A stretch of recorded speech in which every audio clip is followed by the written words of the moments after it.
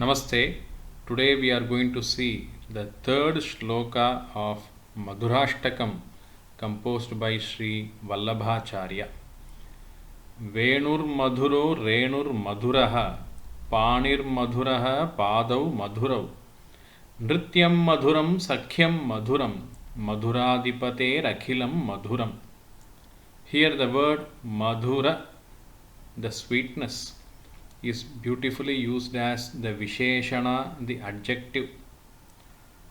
In the language Sanskritam, the adjective, that is the Visheshana, takes the form of the corresponding Visheshya, that is the qualified noun. According to the Linga, the gender, Vibhakti, the case ending, and Vachanam, the number. They both are in same Vibhakti and Vachana, the Visheshana and the Visheshya. So Madhura is the base word. If it is Pullinga, masculine, then it is Madhuraha. If it is Strilinga, feminine, Madhura. And if it is Napumsakalinga, neuter gender, then it is Madhuram. So the poet has beautifully used all three genders in this Madhurashtakam, which is also helpful in understanding the grammatical detail of the words. In this shloka, Venur Madhuro is nothing but Venuhu Madhuraha. Venuhu is the flute. That is very sweet. Madhuraha. Renuhu Madhuraha. Renuhu is the dust particle, and the dust particle, when Krishna runs here and there, that can be considered as sweet. Or the flowers which Krishna decorates himself on his head, they have got the pollen grains, the Renu, and they are also sweet.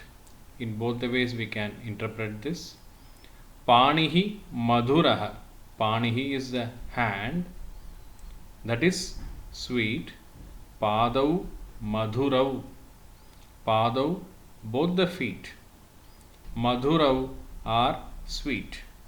Nrityam Madhuram, the dance which Krishna performs with his little hands and feet, that is beautiful.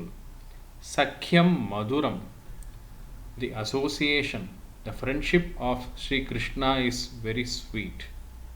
Madhuradipatehe, the Adhipati of all sweetness.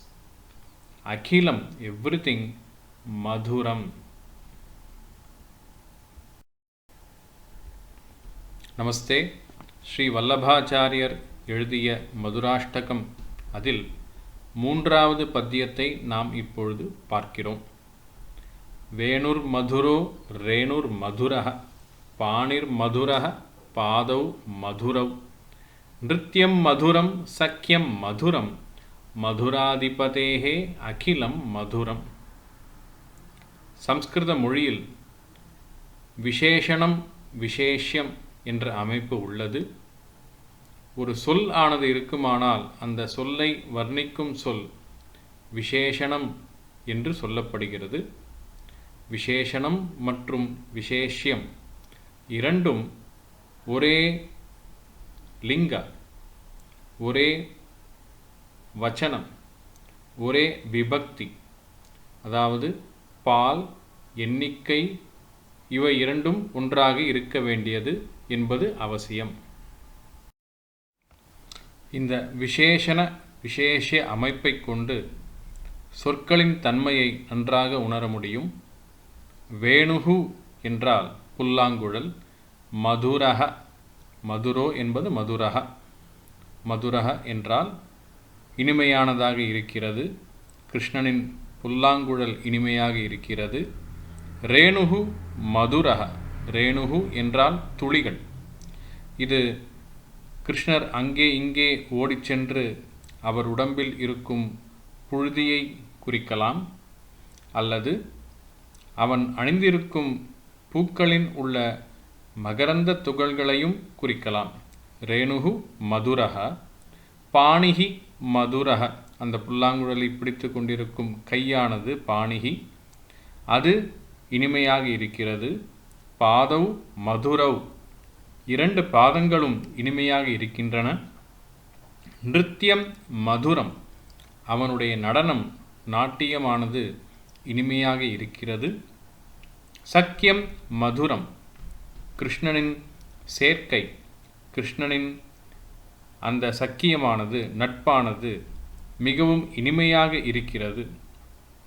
மதுராதிபதேகே அகிலம் மதுரம், இனிமைக்கெல்லாம் அதிபதியாக இருக்கின்ற மதுரா என்ற நகரின் தலைவனாக இருக்கின்ற ஸ்ரீ கண்ணனின் அனைத்துமே இனிமையாகவே இருக்கின்றன என்பது இந்த ஸ்லோகத்தின் கருத்து.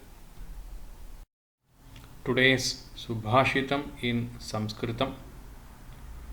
Ekakshamavatam dosho dvitiyo nopalabhyate yadenam kshamaya yuktam ashaktam manyate janaha. This is the only fault found in the people who forgive. The second fault is not at all found. When they are found with the patience or forgiveness, people consider it to be weakness. Dhanyavadaha. Shubhamastu. Punar milamaha.